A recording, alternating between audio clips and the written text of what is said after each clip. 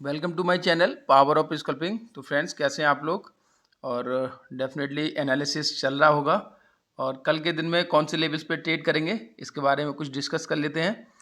तो अभी आपने ये देखा होगा कि ऑल ओवर जो अगर ग्लोबल इंडाइसिस की बात करें तो डेफिनेटली आप यहाँ पे देख पा रहे हैं डाउ जोन्स और S&P 500 और ये पूरा का पूरा यहाँ पे थोड़ी थोड़ी चीज़ें निगेटिव हैं। 2% 2.5% की गिरावट है नेस्डेक में।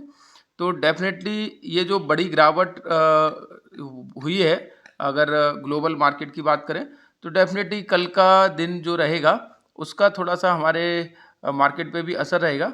और ये जो सब चीज़ें ऐसी हो रही हैं, देखिएगा यहाँ पे निक्केई जो है मेन जापान जो है पूरा इस तरह से एक एपी सेंटर बनने वाला है थोड़े ही दिन में, क्योंकि ऐसा लग रहा है कि अगर जापान ने फिर से कुछ अपने जो इंटरेस्ट रेट हैं बढ़ाई तो डेफिनेटली बहुत सारा इम्पैक्ट आएगा एकदम से ग्लोबल मार्केट पे, और उसका इम्पैक्ट सीधा सीधा हमारे जो मार्केट है उस पर भी देखने को मिलेगा।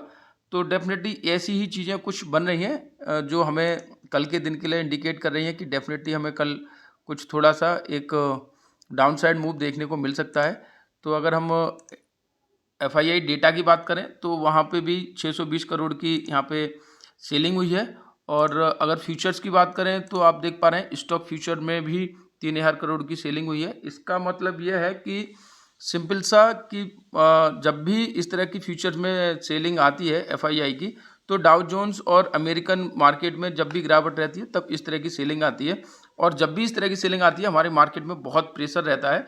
तो आप पिछले ये देख पा रहे हैं 3-4 तारीख में, 5 तारीख और 6 तारीख में अच्छा खासा यहाँ पे सेलिंग रही थी 4-5-6 में। तो डेफिनेटली उसी के चलते हमारी भी मार्केट में एक बड़ा यहाँ पे करेक्शन कल के दिन में देखने को मिला था।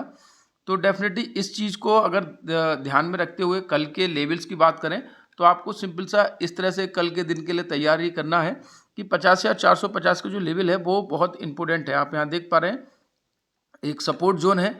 डेफिनेटली इसको अगर ब्रीच करता है तो फिर हम पूरा 400 पॉइंट के नीचे 50,000 पे एक सपोर्ट मिलेगी, और इसको भी ब्रीच करता है तो डेफिनेटली 50,000 49,700 आप ये लेवल देख पा रहे हैं। 49,700 पे जाके हमें कहीं पे एक मेजर सपोर्ट के तौर पे यहाँ पे आप देख पाएंगे, क्योंकि पूरा बीच में बहुत बड़ा गैप है। तो डेफिनेटली इस चीज़ को देखते हुए हमें कल के दिन में ट्रेड करना है। और इसमें आप देख पा रहे हैं कि बहुत लंबे समय से हम एक छोटी-छोटी कैंडल्स के साथ में क्लोज हो रहे थे। कल एक बहुत बड़ी कैंडल का फॉर्मेशन हुआ है। 800 पॉइंट हम नीचे गिर के बंद हुए हैं बैंक निफ्टी में। तो डेफ़िनेटली इस चीज़ का प्रेशर अगर कंटिन्यूअस रहता है तो डेफ़िनेटली कल के दिन में 50,450 का लेवल ब्रीच होते ही हम डेफ़िनेटली इस ज़ोन में आ जाएँगे जो 50,000 तक के लेवल को टच कर सकता है। तो सिंपल सा है, कल के दिन में हमें मार्केट ओपन होते ही सबसे पहले तो ये देखना है कि किस तरह से हम सस्टेन कर रहे हैं, कहाँ हमारा ट्रेड बनेगा और कहाँ पर हमारा ट्रेड नहीं बनेगा। और अगर हम चीज़ें कुछ और भी देखें तो FII DII अगर डेटा को आप एनालिसिस करेंगे तो आपको बता ही दिया है। साथ में अगर आप वाई चेंज देखें, चेंज इन वाई, तो वहाँ पे भी आपको चीज़ें पता चलेंगी कि पूरी तरह से सेलर्स जो हैं एकदम से कॉल राइटिंग बहुत ज़्यादा हुई है। अगर मैं आपको दिखाना चाहूँ एक सेकंड, तो आप यहाँ पे चेंज इन वाई और वाई डेटा अगर आप देखेंगे तो चीज़ें आपको देखेंगे कि कॉल राइटिंग है, बहुत ज़बरदस्त कॉल राइटिंग हुई है। पुट राइटिंग के नाम पे बहुत कम है। और डेफिनेटली देखिएगा हर कोई बेचने में यहाँ पे लगा हुआ है, 50-50 का यहाँ पे चीज़ें हैं। तो कल के दिन के लिए अगर उसी तरह से चीज़ें देखें तो हमें डेफिनेटली कल के दिन में एक नेगेटिव सेंटीमेंट के साथ में मार्केट ओपन हो सकता है। वो चीज़ आप देखते हुए कल के दिन में हमें ट्रेड करना है।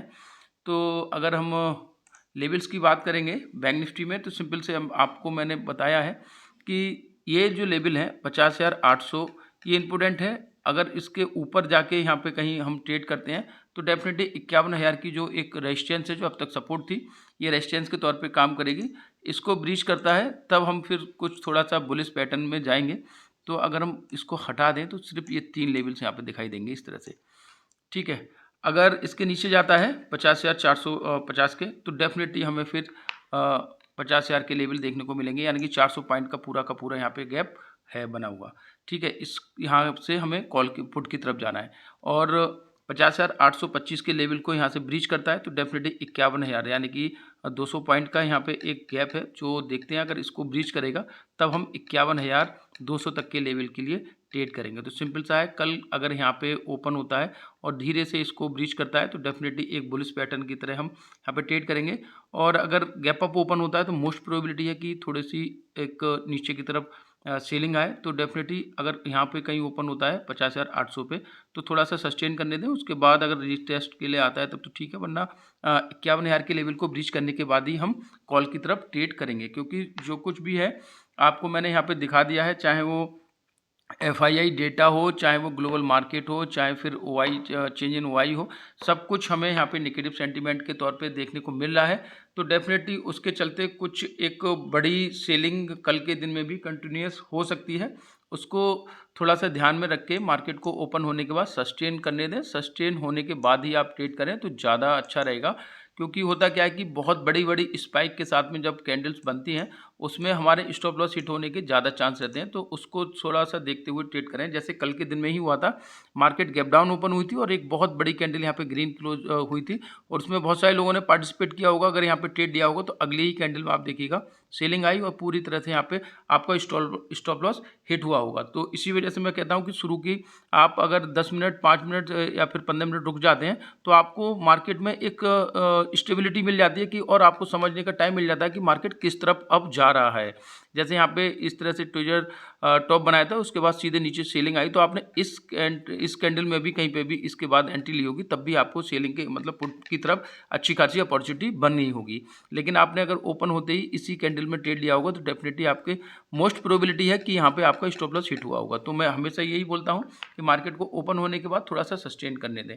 तो सिंपल से यही लेवल पे कल के दिन में हम ट्रेड करेंगे। यहाँ पे अगर ओपन होता है ऊपर निकले 50,800 को ब्रीच करे 51,000 तक जाएगा, डेफिनेटली हम बुलिश हो जाएंगे अगर इसको ब्रीच करता है। तो अगर गैप डाउन ओपन होता है और नीचे की तरफ 50,400 को 50 को ब्रीच करता है तो डेफिनेटली हम 50,000 तक के लेवल के लिए तैयार रखेंगे। 400 पॉइंट का पूरा गैप एक फिल होगा, उसके बाद ही कुछ नीचे की तरफ सपोर्ट देखने को मिलेगी। तो डेफिनेटली यही है।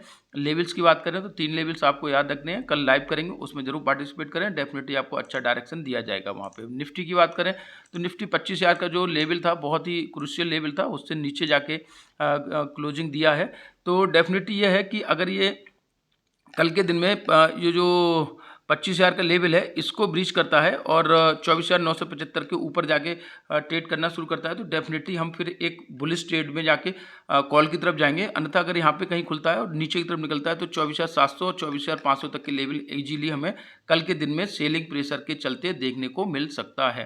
तो लेवल्स की बात करें, लेवल्स यही हैं, आपके स्क्रीन पे देख पा रहे हैं। अपने चार्ट पे इसको प्लॉट करें, डेफिनेटली इसी बेसिस पे हमें ट्रेड बनना है कल के दिन में।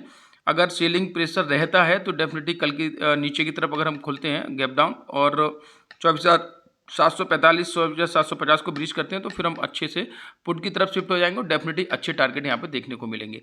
अगर 24,975 से ऊपर की तरफ निकलते हैं तो 25,000 तक के टारगेट और हम 25,000 से ऊपर की तरफ कॉल की तरफ ट्रेड करेंगे और हम एक बुलिश पैटर्न देखने को मिलेगा। क्योंकि देखिएगा यहाँ पे जो क्लोजिंग हुई है वो एक डाइवर्जन के तौर पे इतना बड़ा वॉल्यूम्स आया, लेकिन यहाँ पे ये चीज़ें उतनी पॉजिटिव नहीं थी। तो डेफिनेटली आपको डेटा और पूरा ग्लोबल मार्केट का सिनेरियो यहाँ पे मैंने इंक्लूड करके दिखा दिया है।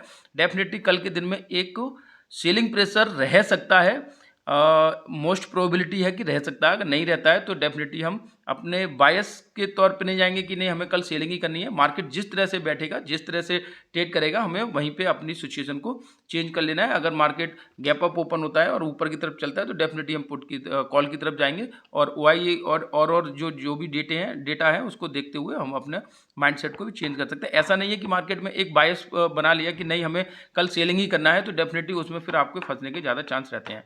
तो इसी तरह की चीज़ें लाता रहूँगा मैं और जुड़े रहे मेरे चैनल से। कल लाइव करेंगे, लाइव में आपको बहुत अच्छे ट्रेड सजेस्ट किए जाते हैं तो डेफिनेटली उसमें जरूर पार्टिसिपेट करें। चैनल को मेरे लाइक से सब्सक्राइब करें, फ्रेंड्स के बीच शेयर करें। आपका बहुत बहुत धन्यवाद, कल मिलते हैं।